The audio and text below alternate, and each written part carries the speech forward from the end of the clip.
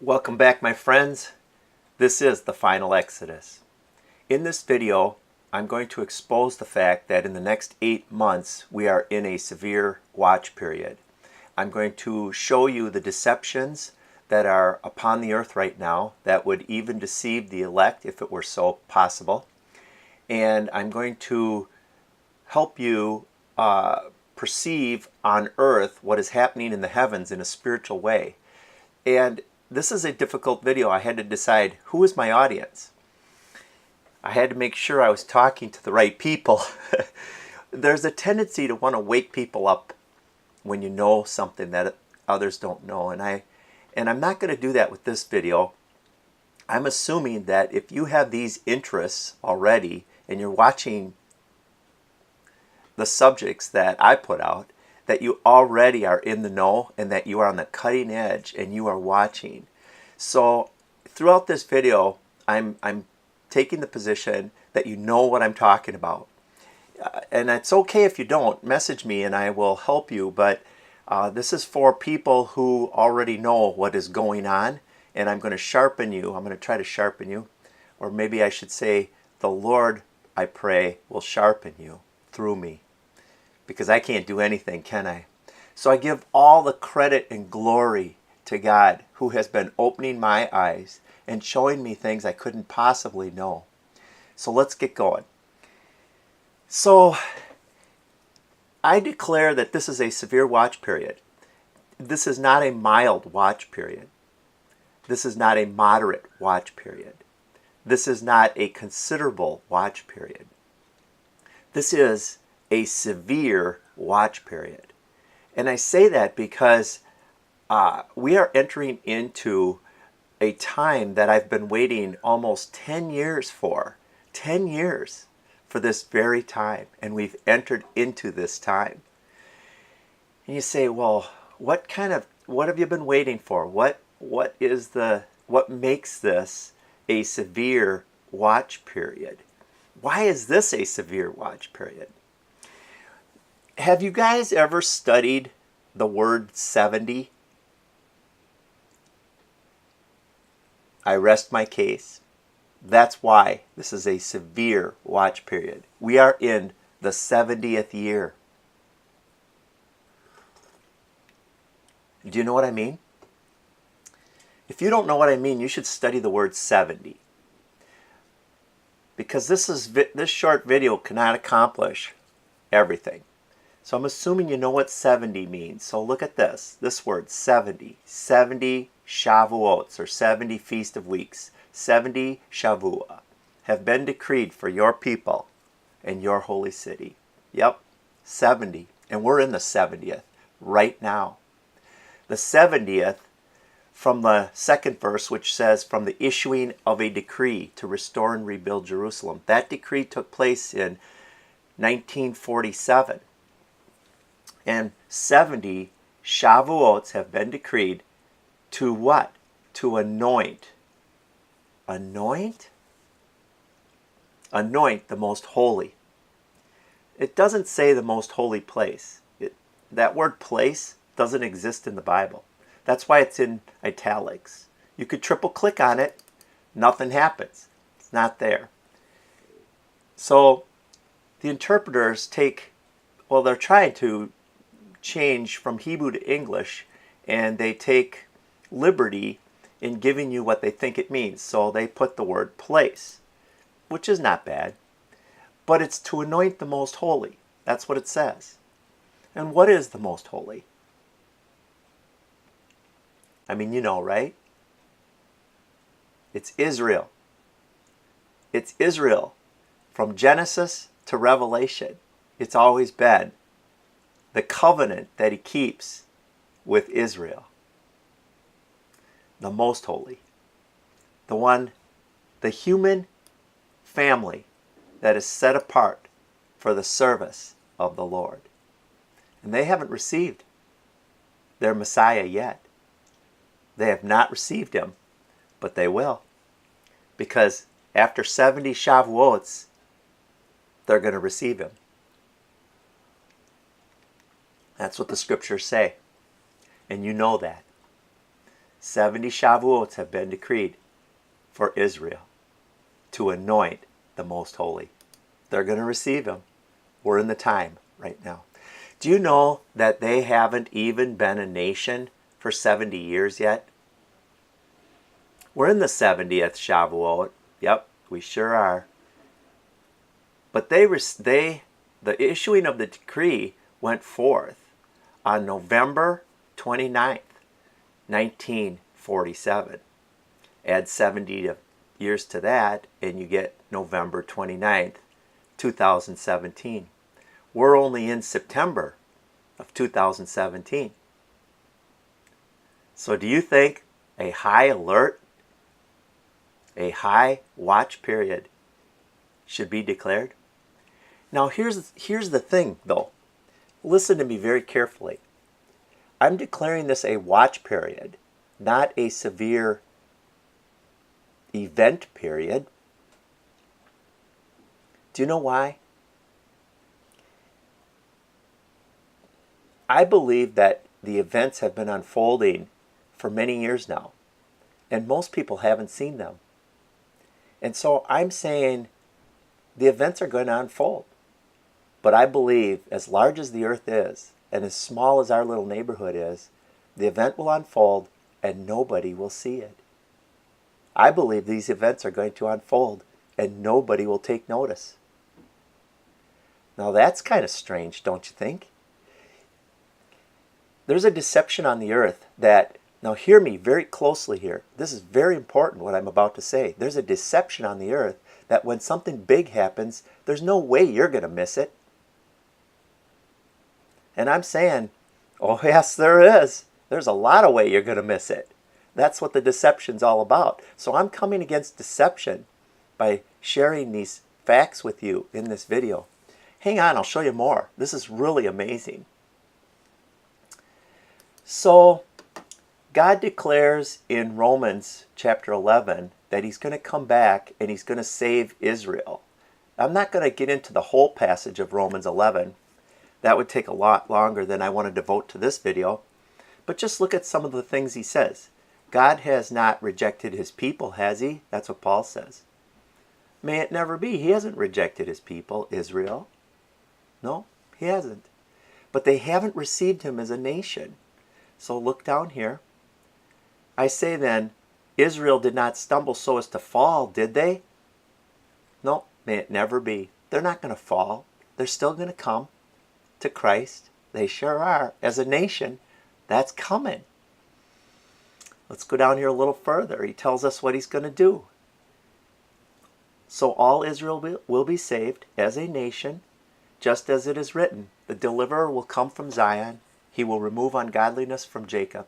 This is my covenant with them when I take away their sins. You know, here's something for you to think about. And I get this a lot. Everybody tells me, Mitch, when Christ came the first time, he said, it is finished. On the cross, he said, it is finished. So everything was finished then. And I'm saying, no, everything wasn't finished. It was finished. What is it? It is finished. It is finished. But not everything is finished. This isn't finished. Or Paul wouldn't be saying these things up here. They didn't stumble so as to fall, did they? He's talking after Christ's resurrection. God hasn't rejected his people, has he? He's talking after the resurrection. So he says there's still something to happen here, isn't there?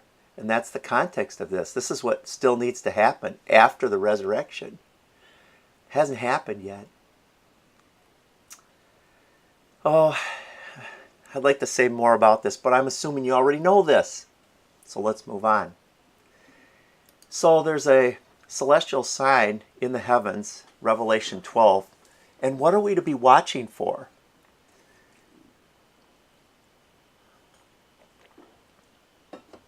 What's going to happen here? I want to be clear with you right now. The tribulation period has not begun. I've never said it has begun. It has not begun. It's on the verge of beginning. We are at the door. We are in the 11th hour of the tribulation period beginning. And this is what we're waiting for. And this sign, you probably already know this, is happening in the heavens right now. A sign appeared in the heaven, a woman clothed with the sun and the moon under her feet, and on her head a crown of 12 stars. It's happening in the heavens. And I'm amazed at the amount of videos that I see that people say, well, something has to coincide with September 23rd when this sign is complete. And I'm saying, no. No. Signs are signs. We don't need a direct correlation. There can be months, even a year or two after a sign, before physical elements unfold that fulfill that sign. So to set dates and look at dates is ridiculous, in my opinion. But the sign has a concept here, not just a detail, but there's a concept that in this sign there's another sign. A great red dragon having 7 heads and 10 horns. Do you know what that is? You know what that is, don't you? Come on, you know. And on his heads 7 crowns. This is what we're looking for. This is a celestial sign. It's up in the heavens, and it's going to manifest on the earth in these coming days. The dragon will stand before the woman. This dragon will stand before the woman who is about to give birth, that he might devour her child. Do you know what that's going to look like? That's coming. Yep, sure is. This is the time. We're in a severe watch period. You should be watching for this. So I want to show you something here. This is a very important week we're in right now. It's called the Feast of Trumpets. It's coming at the end of this week, Thursday and Friday, this week. September 22nd, let's just say, right about there, at the new moon. And it's listed in Leviticus 23:23. The Lord spoke unto Moses, saying, Speak unto the children of Israel, saying, In the 7th month, that's this month. 7th month? I thought we were in the 9th month. Guys, this is a lunar month, right? This is a lunar month. The 7th month. We're in it right now. And the first day of the month, you shall have a Sabbath, a memorial of blowing of trumpets. The Feast of Trumpets. September 22nd this year it falls on. And does that matter? Well, if we had been doing it, we would know what this represents. It's the blowing of trumpets. It's a holy convocation, a holy convocation, a convocation that's set apart. But this word convocation actually means, check this out, rehearsal. A rehearsal. God gives us these things in the scriptures. Oh, wait a second. I heard you. Somebody out there said, but Mitch, isn't this Jewish? This is Jewish. Like, no, it isn't. It's God's. It's God's. It's not Jewish. He doesn't give his glory away. He doesn't give his glory to another. This is the glory of the Lord that points us to Christ.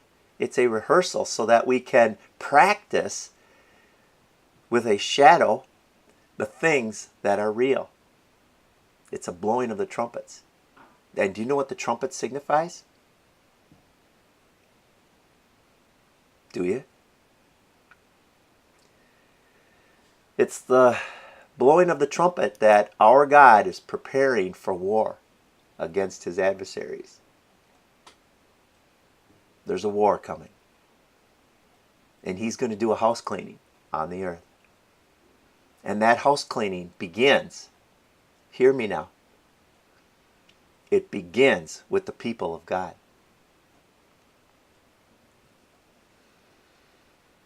Wow. Big days are coming. Clean house, guys. Clean house.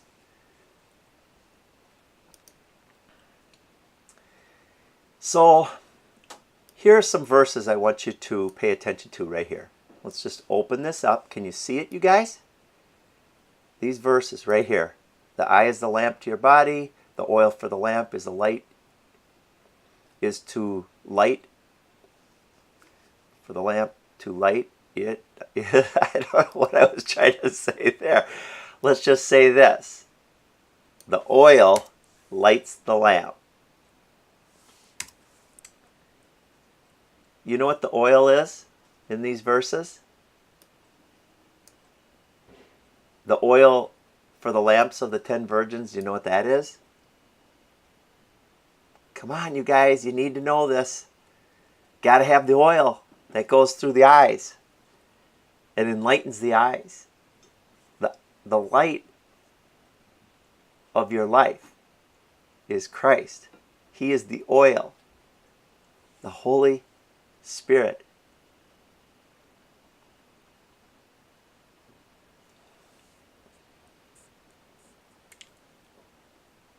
I don't know what part of this you're getting or what part of this you're not getting. Am I going too fast? Check out these verses and read them. Let the Lord feed you. So we live in a society that says you can't know anything. Can't. You can't know the day or the hour, Mitch. And I'm saying, wait a second, you guys. Wait a second. He tells us just the opposite, doesn't he? Doesn't he tell us just the opposite?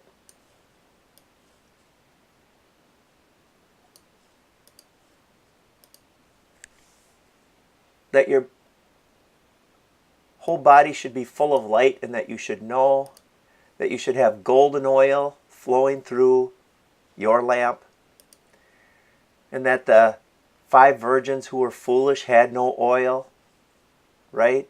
They had no oil. Doesn't he tell us all that? Doesn't he say all this about the virgins so he can say, be on the alert then? Be on the alert. That's the deception, that you will know. And I'm saying, no, you won't know. The deception is to blind our eyes, and we won't know. Say, well, I'm not like that. I hope so. I hope you're not like that. So, I just think this is really interesting. Check out what I'm about to say here. Matthew 25 is about the 5 foolish virgins and the 5 wise virgins. Do you know what Matthew 24 is preceding this? The context of this? Do you know what that is? Oh, it really matters.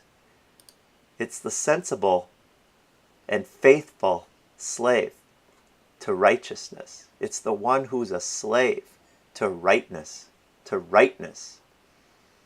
whom the master puts in charge of his household. What? That's temple talk. Household. Temple talk. But the evil slave says, my master is not coming for a long time. You can't know the day or the hour. For that evil slave, the master will come on a day when he does not expect him. You say, well, how can that happen? Because we're going to know the events when they unfold. It's going to be so obvious. He will come at an hour which he does not know. That's the evil slave. You want to dance with God. And who is Christ's brother, sister, mother? Whoever does the will of God. Say, well, now you're losing me, Mitch, because this is getting boring. Well, I hope not, because I'm going to tell you something now at the end of this video that is critical. Hope you made it this far. these are some of the misconceptions that many have. They're fatal. So read those. And I want to say, in Revelation 12, we should be looking for this. The dragon. The dragon that stands before the woman about to give birth. This is this verse right here. In the 70th week, he will anoint the most holy place and the birth of a spiritual child in Israel. But the dragon will try to prevent this. The dragon is going to prevent, he's not going to prevent, he's going to try to prevent Israel coming to Christ. And I want to ask you something. What's that going to look like on the earth? Do you have any idea? Have you thought about it? Have you put some ideas out there as what this might look like?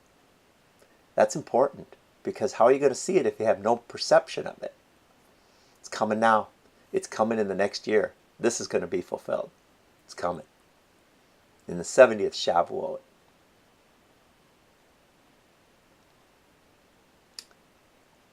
This is a severe watch. I pray that this blesses you. Think about these things. Study these verses. Ask me questions below in the comments if you have some, or message me. I'm here to help.